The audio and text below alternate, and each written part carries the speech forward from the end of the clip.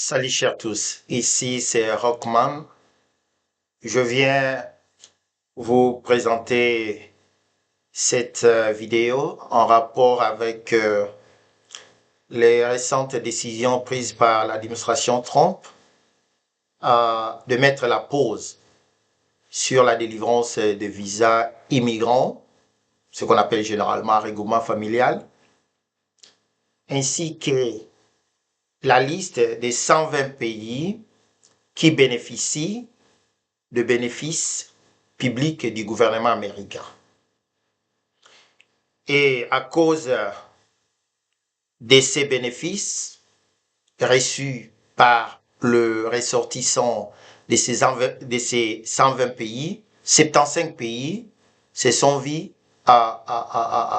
des ressortissants de ces 75 pays se sont vus temporairement refuser des visas, ou soit des visas ont été mis en pause.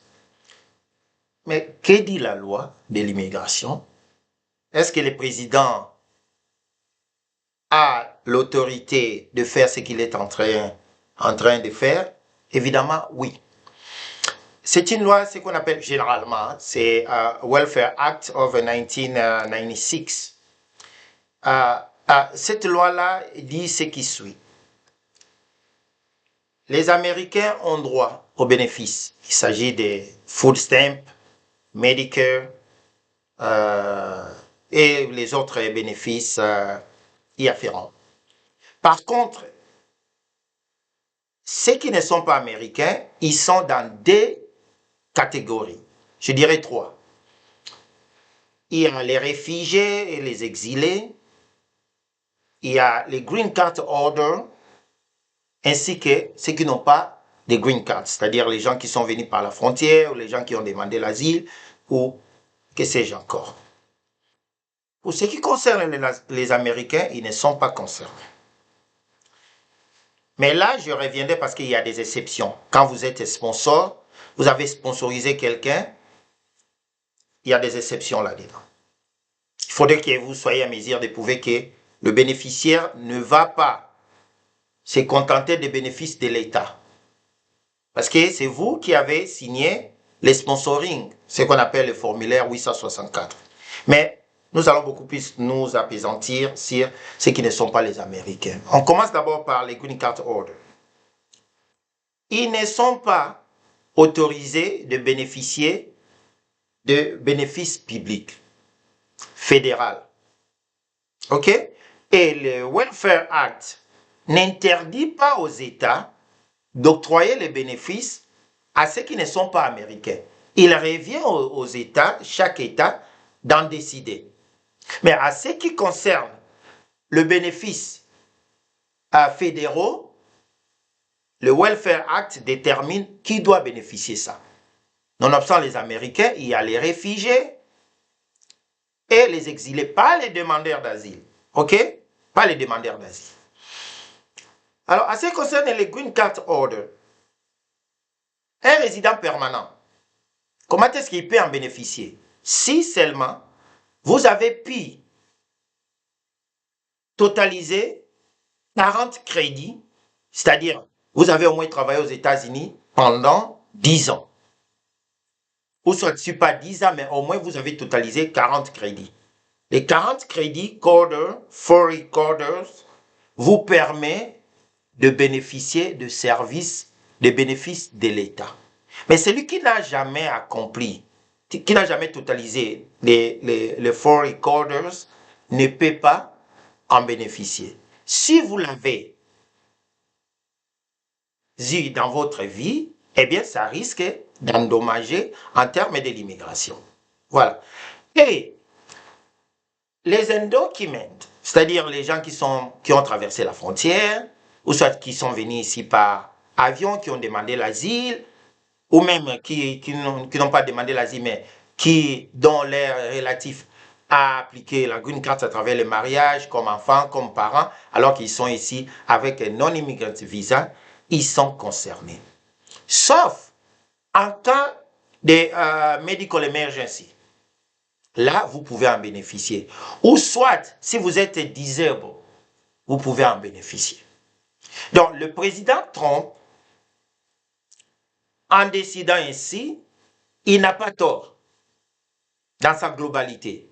Mais là où le bas blesse, c'est lorsque sur les 120 pays qui bénéficient, dont les ressortissants qui ne sont pas encore américains, bénéficient des services de bénéfices publics, comme la RDC, non, le Congo-Brazza, 56%, les Zaïre, je ne sais pas pourquoi l'administration Trump continue à qualifier le Congo-Kinshasa des Zaïre, je pense que les Zaïre, c'est 54%. Il y a aussi le Mexique qui est repris là-bas, à l'ordre de 52%. Mais curieusement, dans la liste des 75 pays, le Mexique n'y est pas.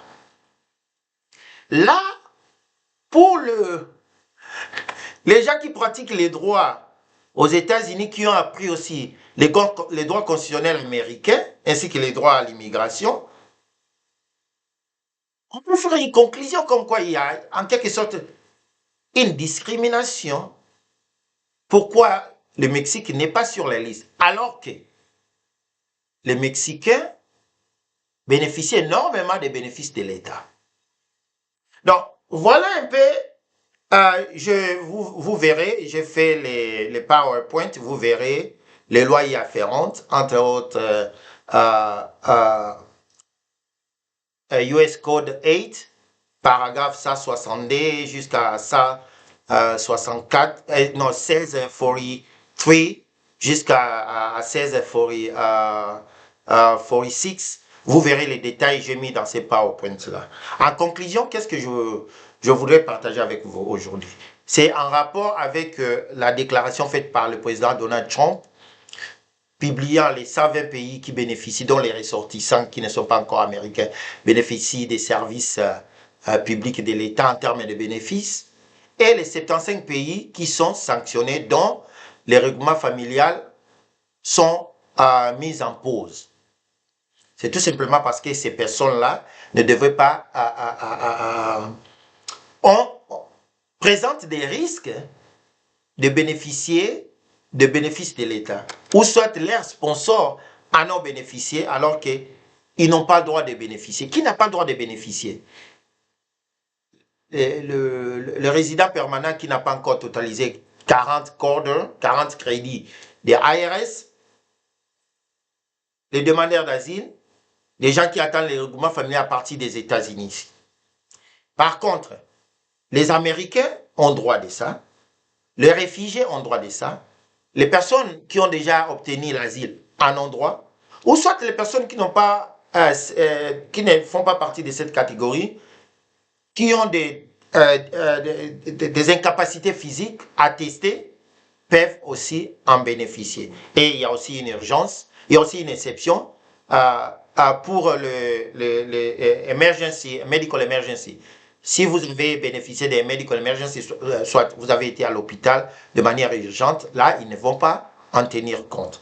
Donc, voilà un peu brièvement de quoi il s'agit. Nous avons aussi donné la loi qui supporte la position du président Trump.